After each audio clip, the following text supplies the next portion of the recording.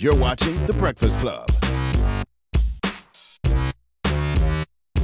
Morning, everybody. It's DJ MV Angela Yee, Charlamagne the Guy. We are The Breakfast Club. We got a special guest in the building, Al Harrington. What's up, sir? What's up, my brother? How you doing? What's up, my brother Al? What's going on?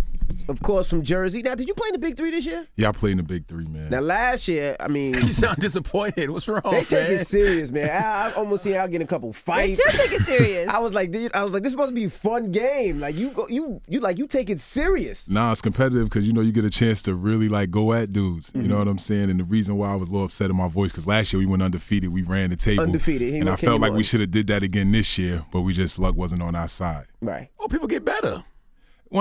People did get better. League got better, but for us, we had a slow start. We had injuries the first 3 games, and we lost all 3 of those games, and it's just hard to make it up in a short season. Hold on now, correct me if I'm wrong. It's only 3 of y'all on the team, right? Nah, 6 of us. Oh, 6. All right, because you say injuries. I'm like, okay, one person get hurt. That could be. No, you got the next man up. Yeah. It's 3 on 3. Got You got 2 extras. You get 2 extras and then 1 alternate. Right. Got you. Who did y'all lose to?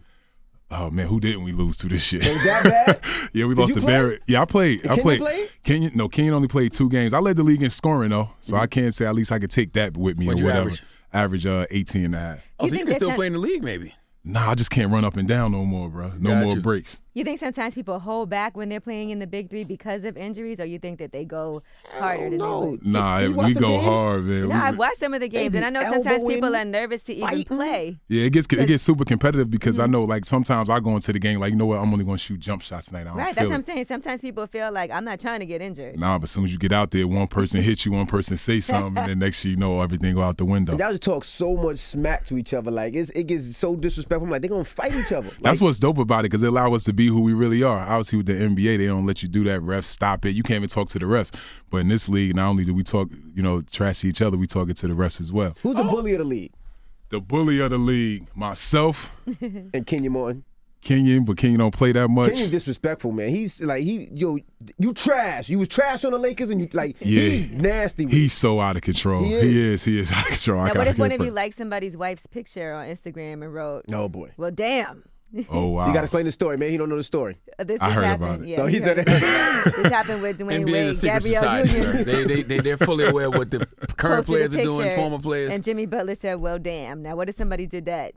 That's tough, man. But for me, I'll be like, I wouldn't have my wife posting like that. But that's me. All right, so no bikini shots or nothing like that? Nah, not like that. If you don't want somebody to comment on it.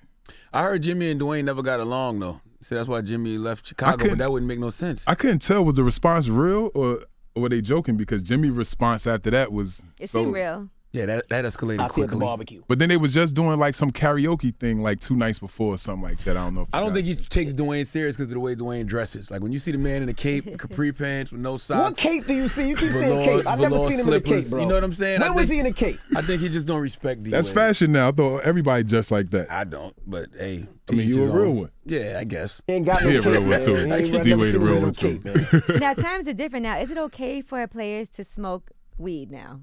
It's not okay in the NBA. Still not. Still not. They need to change that rule. You know what I'm saying? A lot of players, use cannabis for recovery and just to deal with mental issues, sleeping, different things like that, because there's a lot of stress that we deal with throughout the season.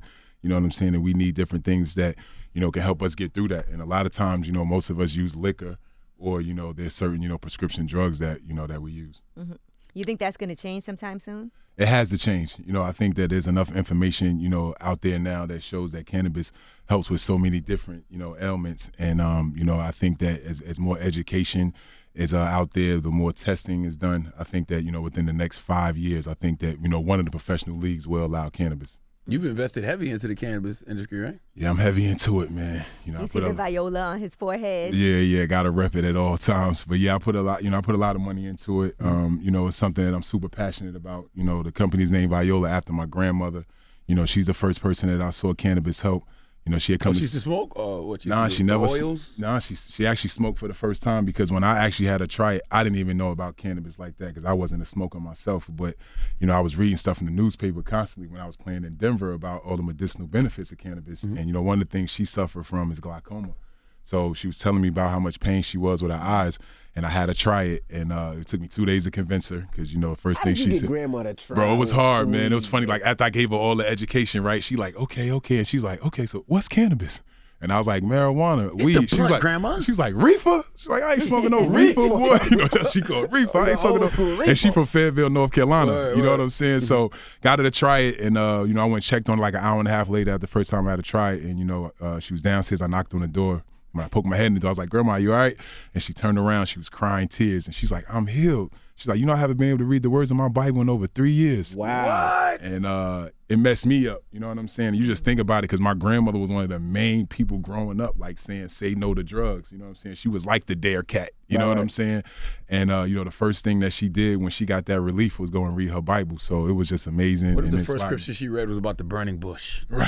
She probably thought that was an omen. If that was it, that probably because I should have asked her what she was reading. So does she know how to roll? I'm sure you got to roll up for her and all that good Nah, stuff. what you know what we was doing was gotta teach her how to roll I taught up. her how to vaporize it. Yeah, because you have You the know what I'm vapes saying? and everything. Yeah, too. yeah. So she was on. She's a heavy vapor at this point. What's so ironic is that all the drugs that the prescription drugs that she probably had to take and things like that, it must be nice to not have to take those medications anymore and do something that's more natural. Exactly, especially when it wasn't working. You know, because like I said, the second day, the reason why I was able to convince her was because she was in so much pain that day. She was just like, I'll try anything. So, you know, it's amazing that, you know, we found an alternative way. And now, you know, her biggest recommendation to all her older friends is cannabis. Light up. And they, Wow. and they all using. Now, I heard one of your warehouses got raided. Yeah, that was in Detroit, man. Feds on you, man.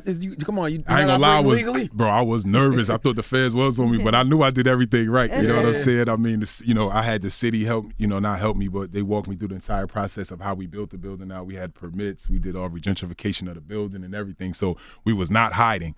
You know what I'm saying? But just in the city of Detroit, this happens a lot. You know what I'm saying? At the end of the day, the police just jack civilians. You know what I'm saying? And at the end of the day, it's something called asset forfeiture, which was they was all about. They was hoping that they came in, it was $1 million in cash. You know, they probably would have kept 800, reported 200. Right. And, you know, and if any case, you know, if we was wrong anyway in that case, they would have been able to keep everything. You know what I'm saying? And, you know, they froze, you know, our company bank accounts. They froze a couple of my personal bank accounts. So, you know, it was a tough time. But at the end of the day, I knew that we did everything right, especially because we're compliant in other states as well. So we knew we was doing the right thing. I never thought about that. It is easy to steal money because it's not like y'all don't pay taxes. So if y'all just got that No, money they pay lying taxes, around. bro. Yeah, you have to do it Yeah, we- legally They don't pay now. taxes. No, They it's pay something. taxes. Nah, so you're right. So it depends on where the state is at. You know what I'm saying? They If don't the pay state, if the state is like a caregiver model, which Michigan is, you don't really have to pay taxes. You know what I'm saying? Because there's no accounting. But you know, states that have regulations is tracking from seed to sale. But And I'm somebody sure they're else told me trying that to the banks won't even take some money from some of the cannabis. Some they won't take none. You know, none of the big banks won't take it. You know what I'm saying? The way we bank right now is through mostly credit unions. Got you. But they are trying to regulate that and figure out the laws now. They are trying to Yeah. figure it out. You know, it's you know a fight. You know what I'm saying? Because a lot of us we have to lobby for the correct laws. You know what I mean? Some states' laws are so messed up. You know, it's hard to even make money. You know, so you know it's something that we all just grind at every day. You know, try to you know help the people, the lawmakers. You know what I'm saying? How to make the right laws so that we can have a real impact with the industry. You got in Detroit early now, because now Detroit has stopped all permits for medicinal weed or anything. Yeah, They're not did. letting nothing out. I've been Nothing, trying for a couple nothing. years now. They're not trying nothing. Yeah, it was a list of 73, and we was on that list. So that's why it's even more baffling of why they actually raided us.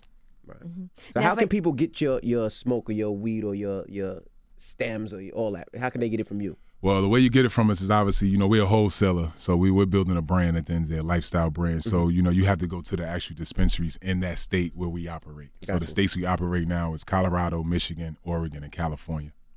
Now, you personally have been smoking because you said that for your own injuries, because you weren't really a smoker before. Correct. But then you found out the benefits for yourself.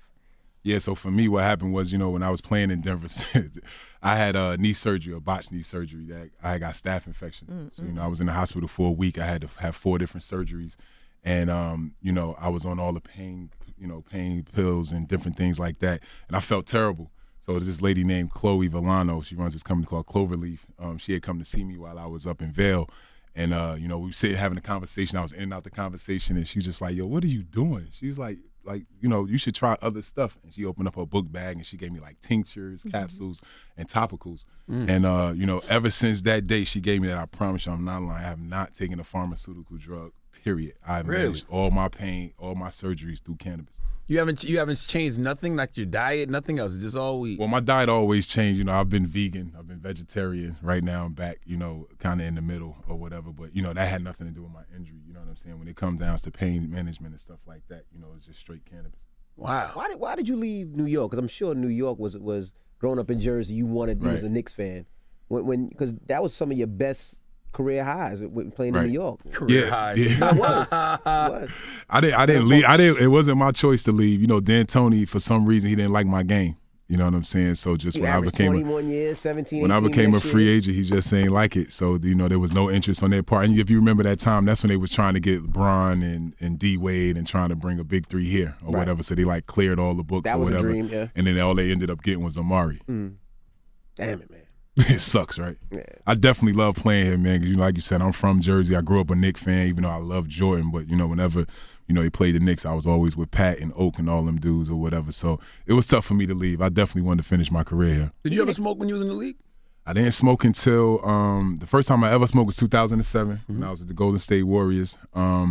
We had got bounced out the playoffs because we needed like the Clippers to beat Denver and we needed to beat Phoenix, but that didn't happen. So everybody's all frustrated. Went to the room and they lit up. So I was always the dude. Like every time they smoke, I don't want to go say their names, but at the end of the day, man, like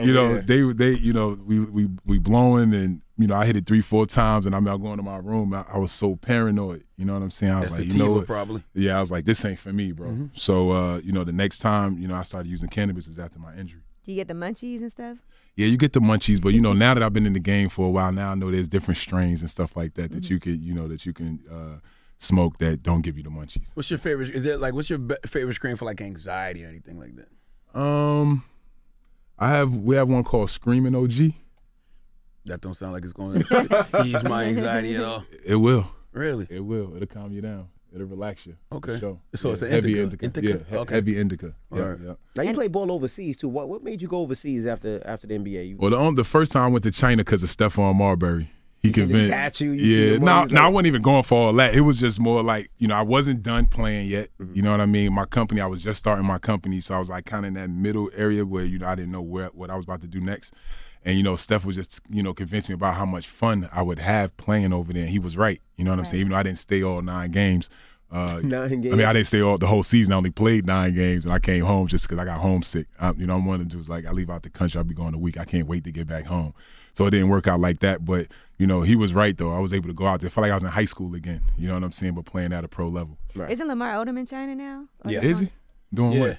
He went to China. Playing Play basketball. Yeah. This year? Yeah. I don't know if it's this year, but He he went this announced year, it. They yeah. announced it like a few weeks ago. Oh, Yeah. wow. I didn't know Elo was still trying to play. Yeah. That's good. That's good for him. That's good that his health is doing that well. You have some plans to expand to New Jersey now? Yes, that's why I'm here too this week. So Jersey's like very competitive. Yeah. So right now they already got 6 medical licenses. They got another 6, and then they're gonna do another, I think, 4. And this round of 6, like I had representation from my company at the meeting a week ago, and there's like 125 companies applying for that 6. And it's and not only is it competitive, but this is one of the issues that I have with the industry just in general is because at the end of the day, like. Cannabis was always a bad thing, especially when like us black people was Getting arrested for using it, and selling stop and frisk. and all that. But now that the other people, The have white decided- people. the white people have decided that it's okay. Now it's this huge business. Right. You know what I'm saying?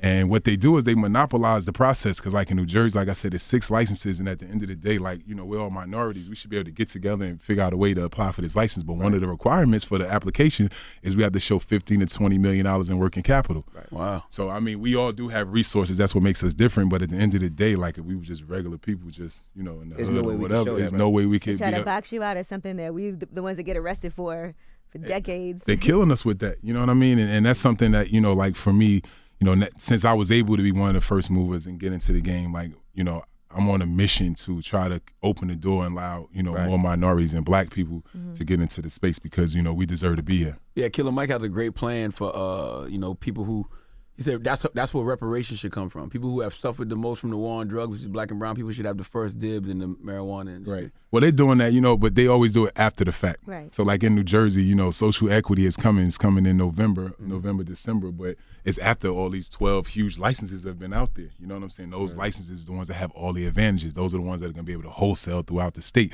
These micro business licenses will be, we're waiting to see what the regulations will be. But, in some cases, maybe you can only sell in that county and different things like that. So at the end of the day, they still hold us back and not allow us to really go out and be able to dominate.